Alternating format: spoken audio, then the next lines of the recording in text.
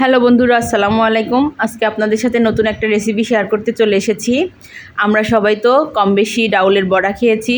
মসুরের ডাউলের আর খেসারির ডাউলের বড়াটা বেশি খেয়েছি, কিন্তু আমরা বুটের ডাউলের বড়াটা বেশি একটা খাইনি। হয়তো অনেকেই খেতে পারে, তবে আমি কখনো খাইনি। এই প্রথম আজকে নতুন রেসিপি হবে, বুটের ডাউলের বড়া বানানো হবে।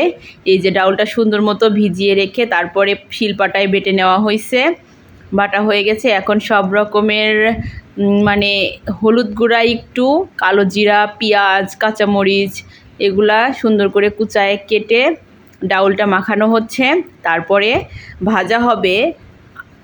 আপনাদের সাথে আমি ডাউলের বড়া ভাজাটা অফ ক্যামেরায় ভেজে নিয়েছি, এটা আমি দেখাতে পারিনি, সরি।